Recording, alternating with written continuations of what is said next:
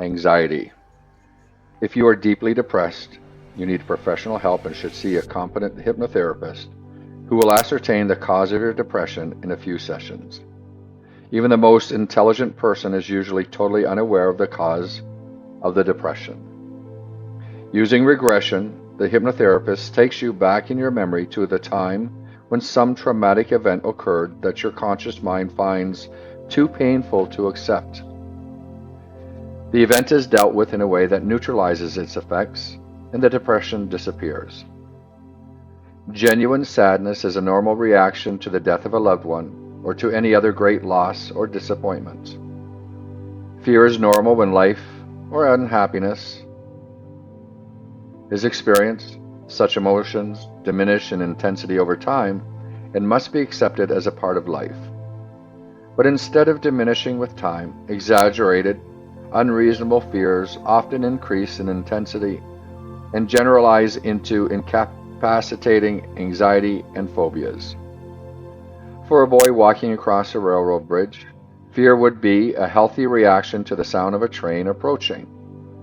It would stimulate his adrenal and other glands, transfer the blood from his stomach and intestines to his heart, increase his blood pressure, and enable him to run faster and reach a point of safety.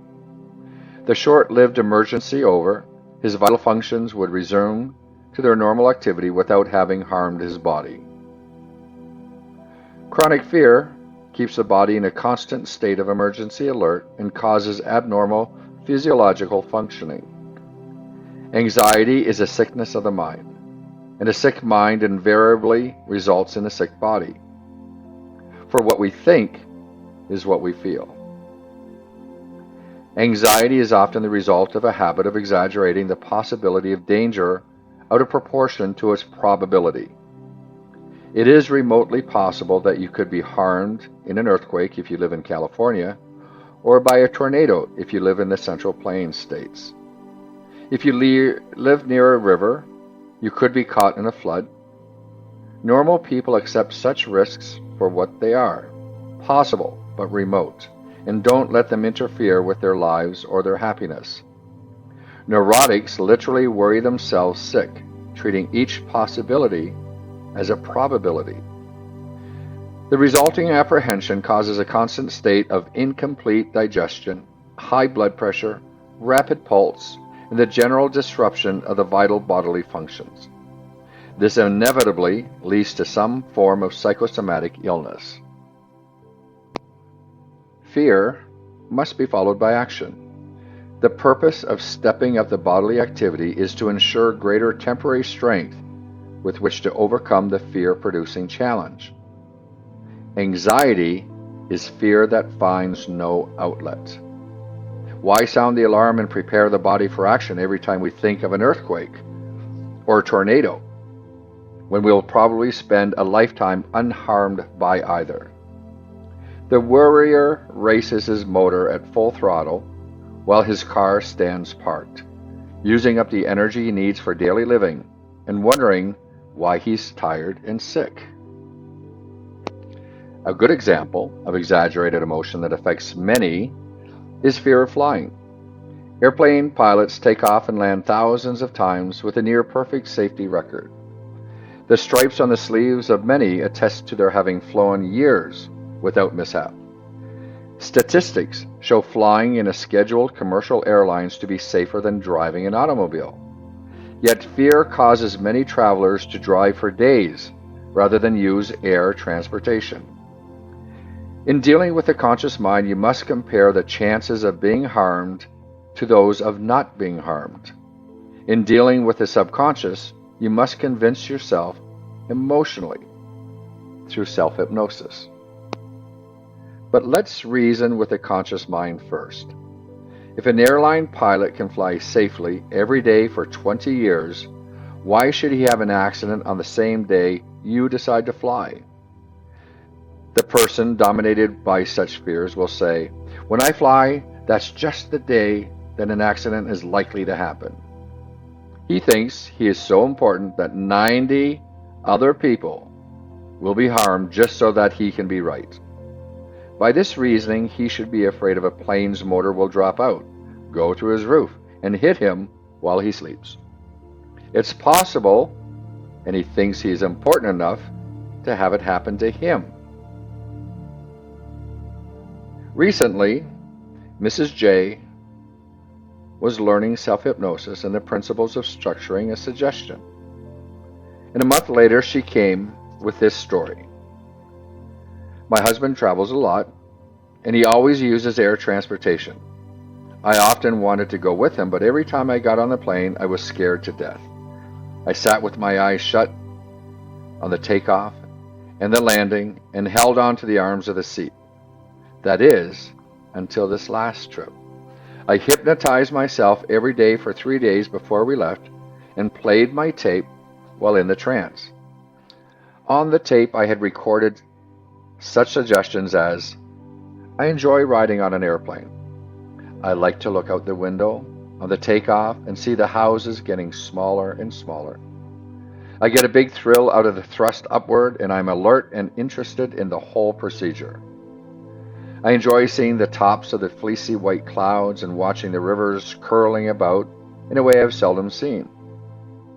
Then the landing is fun. The houses get larger and larger, and it is a genuine thrill when I feel the wheels touch the ground when we roll along the runway.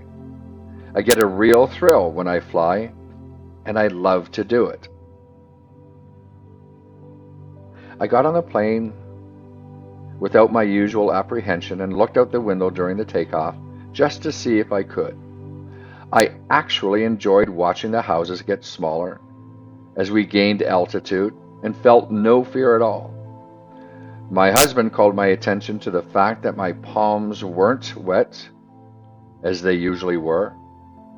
I'm so happy because I have conquered my fear of flying. So just like Mrs. J, you can reprogram your subconscious mind with positive, confident thoughts and conquer unreasonable fears. Fears come within. Why else one faces a situation with confidence and bravery, while another succumbs to fear and panic? Abnormal fears result from unfortunate past experiences which often can be remembered. Mary B, at the age of 4, was in the barn with her mother gathering eggs when she was startled by her mother's shriek of panic. She followed her into the back door of the house and saw a sink overflowing onto the kitchen floor. "I forgot to turn the water off," her mother yelled hysterically as she splashed through the water to the sink.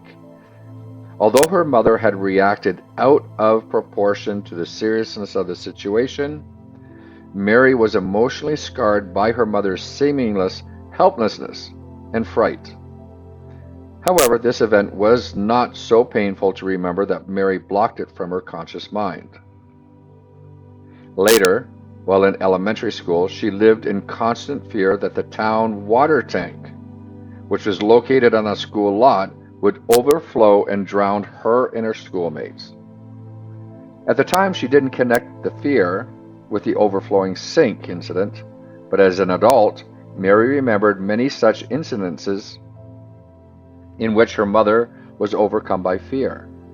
Consciously, Mary understood, but subconsciously she was conditioned to worry excessively.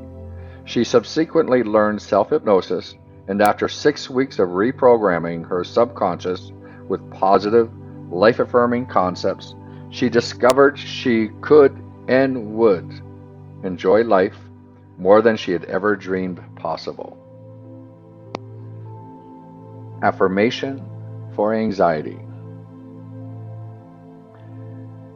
As you go deeper into a totally relaxed state, you are aware of a great transformation taking place in your personality. You are constantly growing and maturing and realizing a new sense of self-confidence. You are aware of a new freedom. Your judgment is good, and you are fully capable of making the proper decisions. You like yourself, and others like you. You do good things for yourself, and you enjoy doing good things for others. You believe in yourself more and more every day. You are learning to act boldly because you are tapping into the wisdom and energy of your subconscious mind. You are directing your life, and you know life can bring you good things. You feel warmth and friendship for the people you meet, and they return this warmth to you. You are sorry for those few who don't accept friendship easily, but you understand them and give a little extra to make them like you. Your smile and your friendly feelings draw them out of their self-centered attitudes, and they like you more for your acceptance and understanding of them. You radiate confidence when meeting new people. You feel sure that you can handle any situation that confronts you. You are secure because you are confident. You deserve the best life has to offer, and you are tapping into your inner resources to get the things you should have. You are poised, and you speak confidently with a steady, strong voice. You are unique in that you are the only person exactly like you.